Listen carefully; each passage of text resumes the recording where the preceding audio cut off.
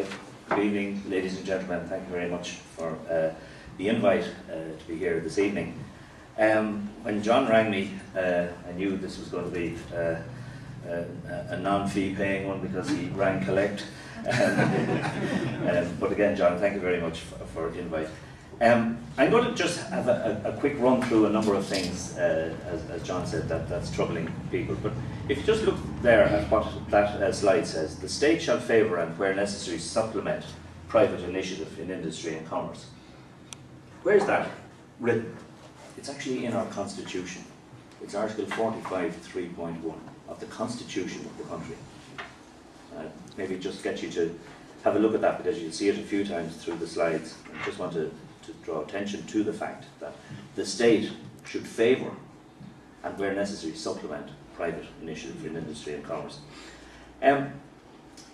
In putting together a couple of notes for this evening, I was saying, you know, where do you start and with the difficulties? And of course I could spend the whole evening, I suppose, you know, doom and gloom and whatever. But I was trying to picture myself when I was in other businesses and trying to get paid. And I remember the sleepless nights that people have and entrepreneurs still have in trying to get paid from their debtors. I just threw that from some ISME research, the number of days that are outstanding for small and medium businesses, because if you're not getting paid for the stuff that you're producing, obviously it leads to major difficulties. The government, in its wisdom, back in 2002, decided to bring in what was called the Prompt Payments Bill, because at the time we were all waiting to be paid for 52 days on average. So once you sold something, you were waiting 52 days. And ISME at the time were saying, well, that's too long. So the government brought in the prompt payments legislation in 2002 to bring down the number of days we're going to be waiting from 52 to an average, as they said themselves, of 30 days. So we wait 30 days to be paid. But at the very last moment, big business came in and lobbied the government. And the government gave in to big business, and they allowed big business to contract out of the legislation. So we have legislation, but you can actually contract out of it. Absolute madness. And as you can see from that diagram there, it was 52 days back in 2002. We're now waiting 76 days to be paid, despite the fact that there's legislation brought in which was to actually bring down the number of days we're waiting. So that's leading to major headaches for businesses who are paying their VAT on time, paying their PAYE and PRSI obviously over to government, but they're waiting to be paid for the invoices that they're sending out for 76 days. The major culprits and the people who are not paying are, as I say, large businesses who have contracted out, who are now abusing their dominant position by telling small businesses who are supplying them, we'll pay you when we feel fit to pay you. And I have copies of letters from many large businesses who, I'll mention maybe some, Diageo, Pfizer, CNC, who are now telling their suppliers, their small suppliers, that they'll pay them, not in 45 days, but we're going to push it out to 55 or to 60. And that's the type of problem that small businesses are running into at the moment, just on that issue alone. And of course our government aren't free of this one either, although government departments have brought their payment days down to 15 days, which is good. But the agencies hanging out of the departments, the likes of FOSS and HSE is the biggest culprit, are not paying on time. So again, when you think you have a gilt-edged opportunity to make money, I'm going to be supplying to the HSE, and then you're waiting 76, 90 days to be paid. So that's major problem.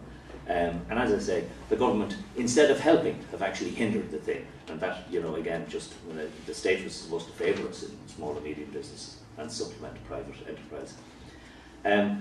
When you're not being paid, you have to go to your bank, of course, and see what are you going to do to get an extension on your overdrafts. And I've traded through a number of recessions, albeit not as heavy as the current one that we have at the moment.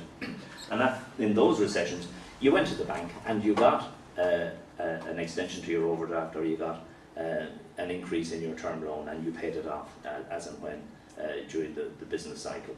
The current recession is being exacerbated, I suppose, by the fact that we have a banking crisis as well.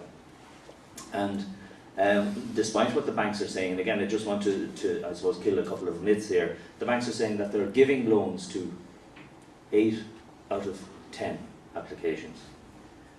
And If I say that, my nose gets longer and longer and longer and longer. Back in May 2008, before the real recession, I suppose, hit us, the actual refusal rate in the banks was 20%. So 1 in 5 were being refused. Since then, and again, we do this on a quarterly basis in ISME, we do our research. We're seeing that the figures actually of refusals are 57, 58%, and currently at 55, 56%. So more than half of businesses who are going to their banks looking for increases in their, or extension to their bank credit is being refused. The banks, as I say, are saying something totally different. But can I just say that the banks are only taking account of fully completed formal applications. So if you make a fully completed formal application, then the bank counts it as an application. But how many of you actually ring up the local bank manager or meet them in the street or down at the GA club and say, how am I fixed for a loan? Which reminds me, when I went for my first loan back in '75, I went to the Bank of Ireland in Camden Street and asked how did I stand for a loan. I was told, you don't stand, you kneel. We've kind of gone back to those days again. But from the Mazars report, you can see that banks are failing to adequately record the level of SME lending. They're failing to adequately record all business inquiries. They couldn't differentiate between new and existing customer loan applications. And they couldn't distinguish between requests for overdrafts and loans. This is our banking system that we are actually bailing out to the tune of billions. And they are unable to actually do that. It's not that they're unable, it's just that they couldn't be bothered doing it because it was going to pin them down and their lives were going to be seen for what they were. So, as I say, I just needed to get that one there again, just to kill that myth that banks are lending in the way that they're saying they're lending. And again, just now that we own most of the banks, I mean, I think that the state could favour, where necessary, and supplement. Another area, and just quickly running through issues for small businesses, red tape. And of course, that's a perennial issue. When I am talking about employment, for instance, there are 33 separate acts that I have to know a bit about when I'm going to employ somebody. There are 421 statutory instruments, 157 regulations, 26 EU directives. That's the type of red tape that you're coming across, and that's just in employment law alone. I have to deal with 8 different areas, whether it be the Labour Court or the Rights Commissioners or Health and Safety Authority, who are now involved in Employment Law, Equality Tribunal, and of course NERA, the National Employment Rights Authority. And again, any of you in business will know about them and will be expecting calls for them.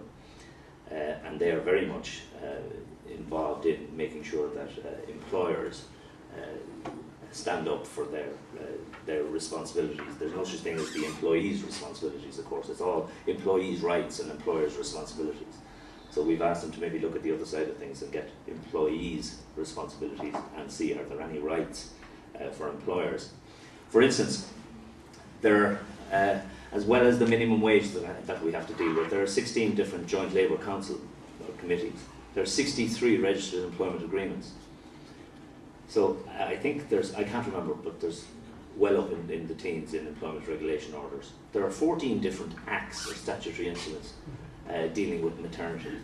So if you have somebody who is of childbearing age, you have to know a fair bit about your legislation. And just on holidays and that, there are 30 different acts. So you can see the amount of red tape and involved in just running a business, and that's on top of all of the other red tape that we have to get involved in. You know, I was almost afraid to drive out here in the company van tonight because I didn't know whether it was business I was going. I thought maybe John Gormley's stormtroopers might be waiting for me to see was I doing private work or was it business work with the van. More red tape. Economic uncertainty is a big issue for small business. It's a big issue for most business. If we don't know where the country is going, how can we actually budget for and look towards the future? And as I say, it's a major issue for many businesses. The government, as is at the moment, trying to balance the books. And I certainly would state that if Ireland was a business, that we would be guilty of reckless trading and wound up at the moment. I mean, that's the simple message that's there at the moment. I just want to talk about the fact that, you know, there's probably